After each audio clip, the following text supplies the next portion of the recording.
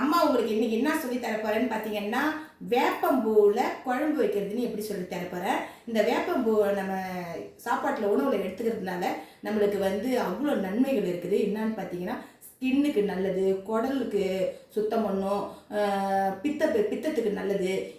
இது மாதிரி நிறைய விஷயத்துக்கு இந்த வேப்பம்பூ சாப்பிட்டா நல்லது. அதில் குழம்பு வைக்கலாம். வரீங்களா? வாங்க. இதுதான் வேப்பம்பூ. இவங்க எடுத்துன்னு வந்து விற்பாங்க. இது நான் ஒரு டம்ளர் 20 ரூபான்னு வாங்கின்னு வந்தேன். இதில் எதனா தூசி கீசி இருந்துச்சுன்னா எடுத்து போட்டுட்டு இதை நான் கவரில் போட்டு ஃப்ரிட்ஜு உள்ளே வச்சுட்டோம்னா 6 மாதமாக இருந்தாலும் கெடாது. இதில் நம்ம கொஞ்சோண்டு எடுத்து குழம்பு வச்சுக்கலாம். இப்போ பாருங்கள், வானலை வச்சு எண்ணெய் ஊற்றக்கூடாது, இவ்வளோ பூ தேவைப்படாது. இது பாருங்கள், இதில் நான் ஒரு 2-3 டீஸ்பூன் அளவு போடுறேன். பாருங்கள், அப்படியே வறுக்கணும், கருப்பாக்காதீங்க. அப்படியே லைட்டாக அப்படியே வறுத்து இதை பாருங்கள், இதை ஆற வச்சு நம்ம பொடி பண்ணி வந்துடலாம். 3 டீஸ்பூன் எண்ணெய் ஊற்றிருக்கிறேன். வடகம், ரெண்டு தோரம்பருப்பு, சீரகம், கடுகு போட்டு தாளிச்சிக்கங்க. எப்பயும் தாளிக்கிற மாதிரியே கருவேப்பிலை போட்டுக்கங்க. கருவேப்பிலை போட்டுக்கணும். நான் ஒரு 2 பூண்டு, ஒரு 10 சின்ன வெங்காயம் எடுத்து நசுக்கி வச்சுருக்கிறேன். அதையும் இதில் போட்டுக்குங்க. தக்காளி பழம் போட்டுக்குங்க. இது கூட என்ன பண்ணுறீங்க, ஒரு 1/4 டீஸ்பூனு கார மிளகாத்தூள், ஒரு 1/4 டீஸ்பூனு பெப்பர் பொடி, ஒரு 1/4 டீஸ்பூன் மஞ்சள் போட்டு வதக்கிங்க.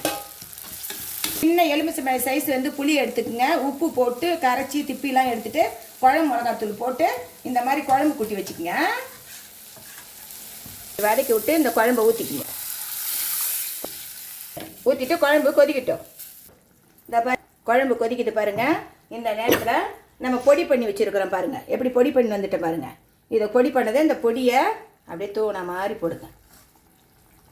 2 டீஸ்பூனு தேங்காய் அரைச்சி வச்சுருக்கிறேன், அதையும் ஊற்றிக்குங்க. இந்த தேங்காய் வாசனை போகிற அளவுக்கு கொதிச்சா போதும். இதை பாருங்கள், ஒரு 2 நிமிஷம் தான் கொச்சிருக்கும். தேங்காய் வாசனை போயிடுச்சு. இப்போ நான் ஒரு டீஸ்பூன் வெல்லமும் கொஞ்சோண்டு கொத்தமல்லி தழையும் போட்டுக்கிறேன். கொஞ்சோண்டு நல்லெண்ணெய் ஊற்றிக்குங்க லாஸ்ட்டாக. நீங்கள் எங்கே வெளியில் போனாலும் கிடைச்சாலும் நீங்கள் வாங்கிட்டு ஃப்ரிட்ஜில் இது மாதிரி ஸ்டோர் பண்ணி வச்சுக்கின்னு இந்த மாதிரி குழம்பு செய்யுங்க. சூப்பரான கிராமத்து வேப்பம்பு குழம்பு ரெடி ஆகிடுச்சு. இது உடலுக்கு அவ்வளோ நன்மை தரக்கூடியது. நீங்கள் இதை ஒம்பெல்லாம் கசக்காது. இது லைட்டாக வெள்ளம் வர போட்டதுனால ஒம்பெல்லாம் கசக்காது.